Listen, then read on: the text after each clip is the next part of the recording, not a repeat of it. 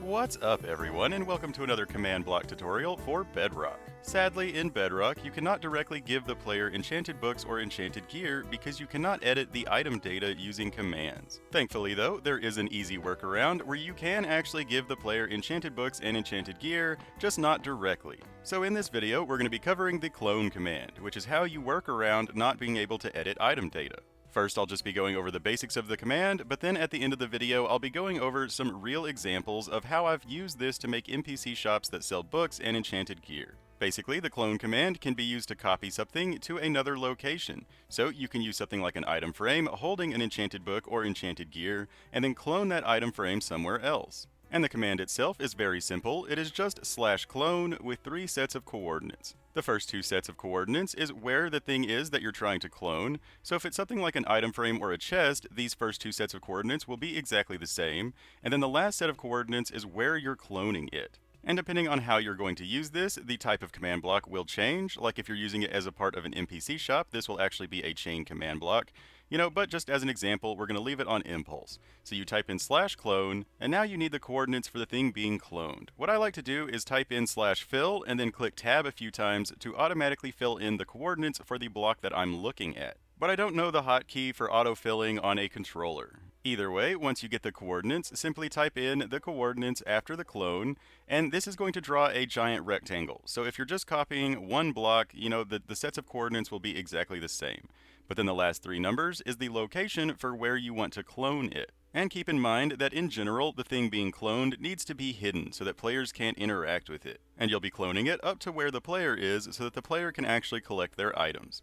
So we're just going to stick a button on this to activate it, and it cloned it back into that item frame. Now if you clone an item frame somewhere where the item frame cannot be attached, or like a different orientation or something like that, it will actually just break the item frame and break the book and have it fall on the ground. So whether you want the player to take it out of an item frame or simply just pick it up, it's totally up to you.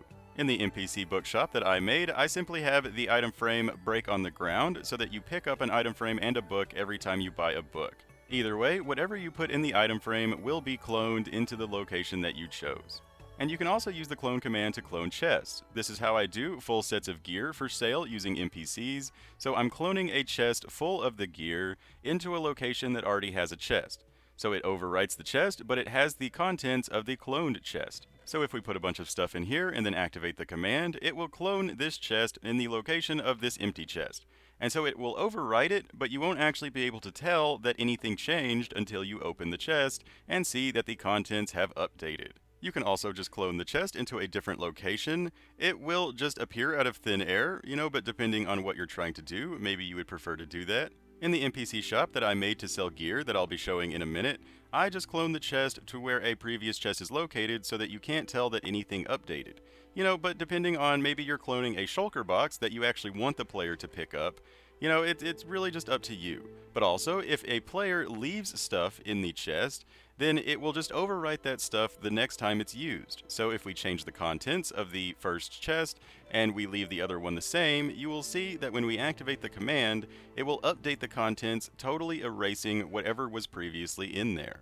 And you can use this method to give the player anything. It doesn't have to be enchanted books and gear. Anything that you put in a container will be cloned, so you could use this to sell the player containers of dirt or containers of whatever.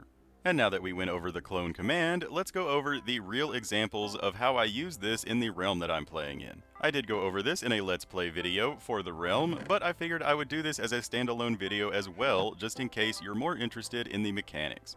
So here in our gear shop, we have a NPC that will give you a selection of gear. When you click whatever gear you want, it will take diamonds out of your inventory and then fill up this chest with those contents. Or not technically fill, but clone the chest to replace the previous chest. And then down here is where the mechanics are. We have all of our command blocks and our chest and our books to be copied. So for the Enchanted Bookshop, we have a bunch of item frames with books in it to be cloned. And then we have the NPC will add a redstone block, which will activate the chain of command blocks. The first command block will remove that redstone block. And again, you can look over all of this in my NPC shop tutorial video, which I will link on the screen and in the description.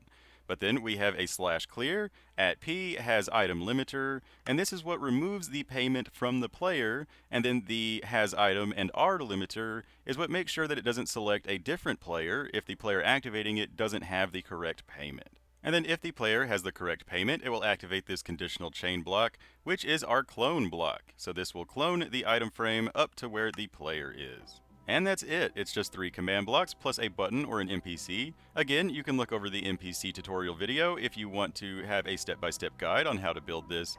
But for this, we also have a 4th command that all this does is add diamonds into a chest anytime the player activates it. This is supposed to basically mimic a storage of payment so that we know how many diamonds have been spent and then can use those diamonds for events and other things like that. So for the 4th command block, it will add diamonds into this chest every time that a player purchases something, just to keep track of how many diamonds have been spent. But now let's talk about the gear store that clones containers full of gear. So here we have the containers. In this case, I'm using chests. They are full of the gear being sold. And then we have the MPC will set a redstone block, which will trigger the chain of command blocks. The first one is an impulse unconditional needs redstone that just simply removes the redstone block that was set by the MPC. Then the second command block is a unconditional always active with the /clear @p has item limiter, radius limiter, and then the payment. So this will remove 5 diamonds from the player's inventory as long as they have at least 5 diamonds in their inventory already. And then if that's successful, it will activate the conditional chain command block that is the /clone command, which will clone the chest up into the shop for the player to collect their items. And that's it. It's fairly simple. It's just 3 command blocks per item being purchased. NPCs can sell up to 6 items, or you could always have these activated by a button or something. You don't have to use the NPCs. I talk a little bit about that in the NPC tutorial video. And then you can always customize it further by adding flavor text commands or really anything that you can come up with. In this case, I'm adding diamonds into a chest to keep track of how many diamonds have been spent, but there's a lot of unique customizations you can do with command blocks. But that's all we got for this video. I really hope it made sense and I hope you enjoyed it.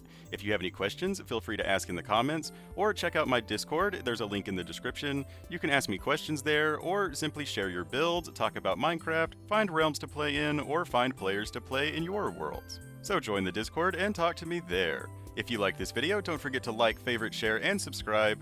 But until next time, I've been your host, OmLedu, hopefully teaching you a command block trick or two. And reminding you, as always, don't forget to have fun. Bye-bye!